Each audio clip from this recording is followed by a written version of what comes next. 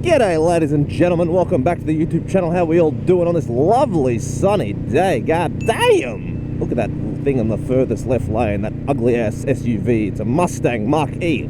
Disgusting. It shouldn't exist. God, I don't know what Ford was thinking. But, man, getting out and about, it's a day for a ride.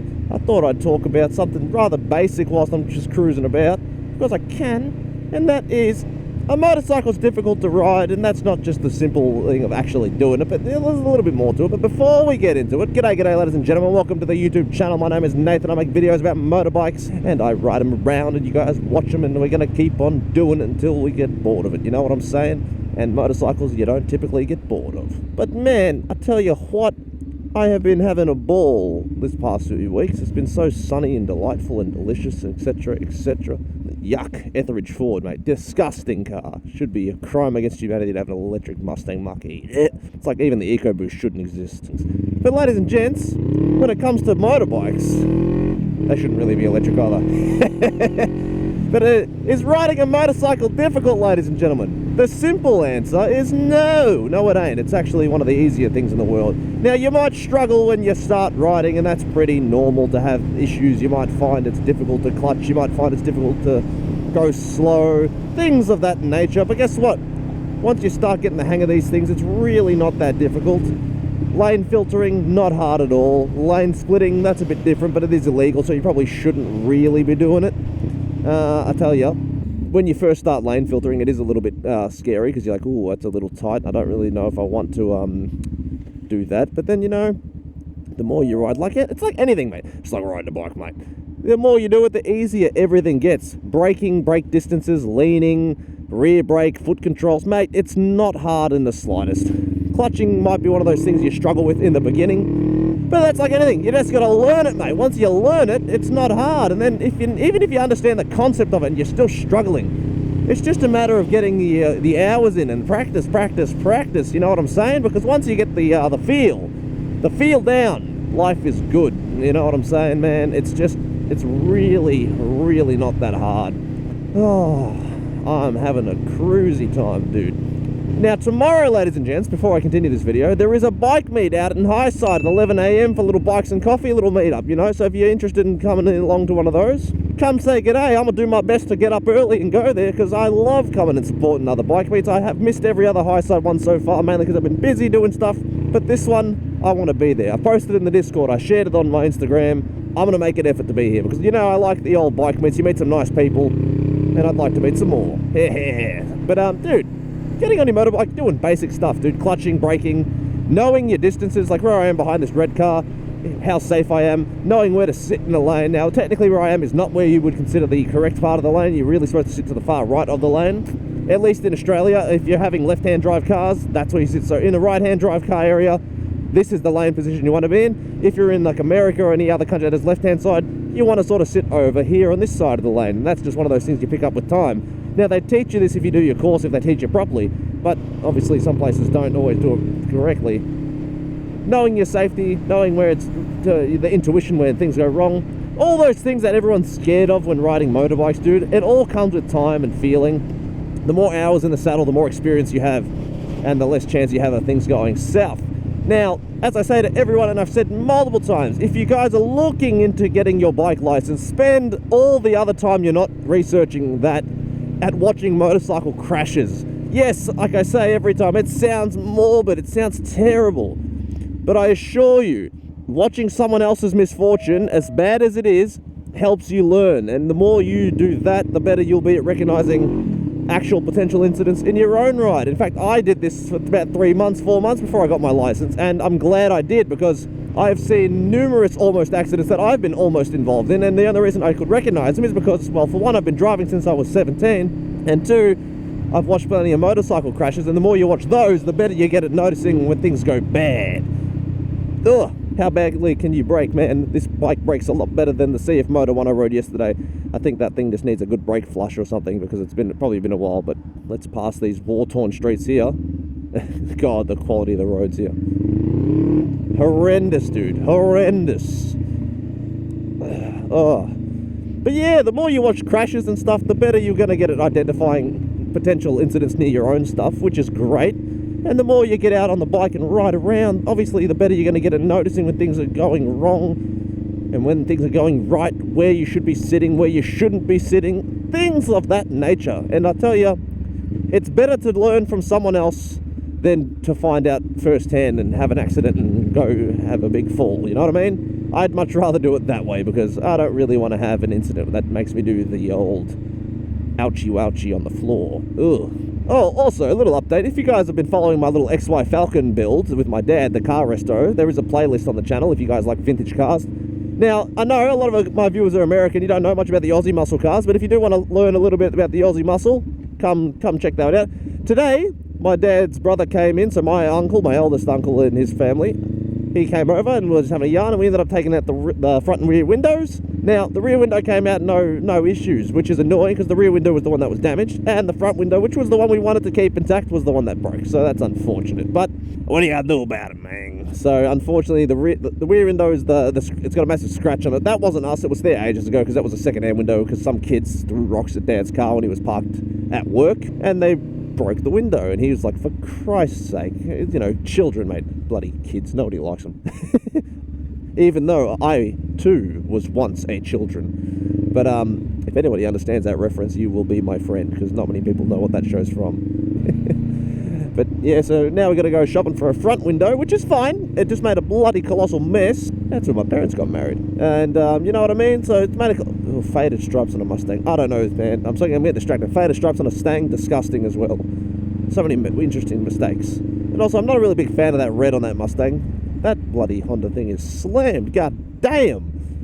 But I don't really like the faded stripes. I really think it detracts from the car. I think it needs to have solid stripes, because it would just be correct that way. We're going to go get some petroleum because we can. And then, man, just go for a little cheeky cruise. But the petrol comes at the end of the video, because you know how we be. We want to enjoy the video first, go for the ride and have fun. Ah, dude. But if you guys are scared about getting on a motorbike, remember this. Everyone has their moments. Like, not everyone's confident when riding. I was not great at the clutch work when I first started riding. Don't look at my shoes and socks. Don't judge me. And I was, like, not great at the clutch. I stalled a few times. It happens. But I wasn't horrible when I started. But obviously now, bloody, when I stall, it makes me piss myself, because, like, bruh. But you can see I ride pretty effortlessly now. It becomes second nature. Like, you know exactly where your limitations are, how far you can lean, what conditions you can lean in, when the tyres are cold. You might not have the experience if you haven't had any major, you know, bang-ding owls. But you learn all the little nuances your bike has to offer you. And the more you do it, the better you ride. It's just the nature of things. You're not going to be worse off for riding more. So if you want to improve, just ride more. I'll do a U-turn here because I want to go back down that way. Oh, look at that. Timing, ladies and gentlemen. Fantabulistic. Mini's not paying attention where they should be going. Took their bloody sweet time. It tells you that much. Oh, delightful. This bike sure ain't fast, but it's still fun to ride. And that's what you should be doing. All the days off you guys get out on your motorbike. Take her for a cruise. Give her the love she deserves, because she is the one thing in your life that you can thrash repeatedly, and she will always love you and respect you just as much, as long as you love and respect it. If you're treating her like garbage and you're not you know, servicing her right, you're not clutching her right, you're dumping it everywhere, well, then she might treat you badly, but as she deserves to. But if you're doing it right, the bike will treat you wonderfully. My Honda Rebel, man, fantastic bike. I bought this thing brand new, and I've done nearly 30,000 kilometers on this thing now. It tells you just how much I ride this thing. Yeah, I love it. And like I said, if you guys are nervous about riding, just get on the bike more, ride around, get out there, do stuff like that. It's only going to benefit you, because I tell you, nobody is confident the first time they hop on, and if they are, it usually leads to disaster.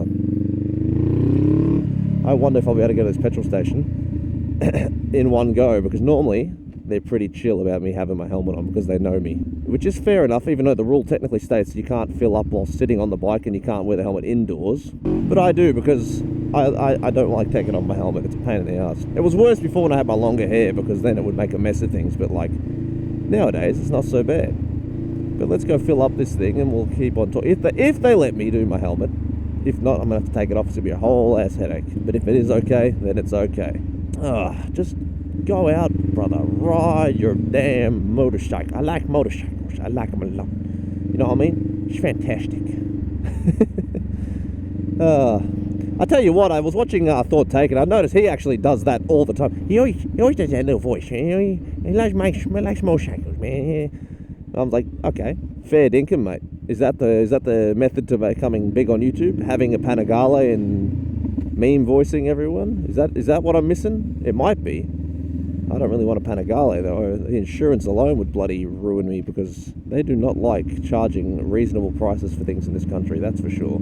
Let us see and test our luck. Otherwise I will big say, I mean, what?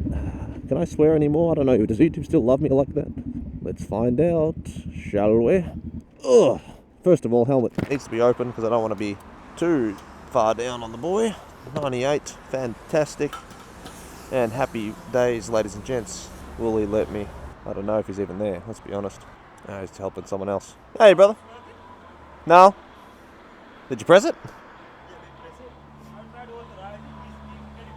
Yeah.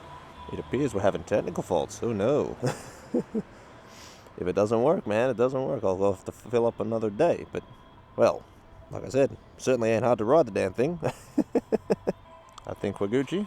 Yes, we are. We are fantastic.